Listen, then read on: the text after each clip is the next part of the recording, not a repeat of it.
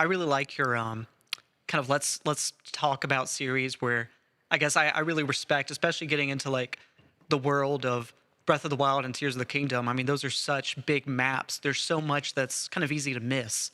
I was watching your videos on kind of things that you thought were like mistakes in the map, or especially in the depths. And I thought that was it was really interesting, just kind of analysis of the world, the things that you might not think about if you're just approaching it as a player, if you're just thinking about what you can do, in the world, but just kind of looking at it. I thought that was a really cool kind of in depth, just look at the world.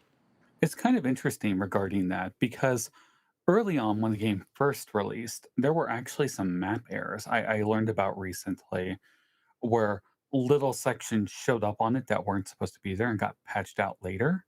Mhm. So these errors do exist in the map, and me pointing them out probably didn't have an effect with what was being viewed online. But there are clearly errors in the design of the game, and at least at the start, Nintendo was trying to clean that up. They might not care anymore. That's a great question. I mean, it's such a big map. I've wondered a lot. I mean, as someone who's doing their own 3D modeling project, and I have my own organizational kind of methodology for going about creating my map. But like I really always wonder, like, how do they approach a world as big as Hyrule in their new games, in Tears of the Kingdom and in Breath of the Wild? I mean, it's kind of makes sense. Of course, a couple of things would fall through.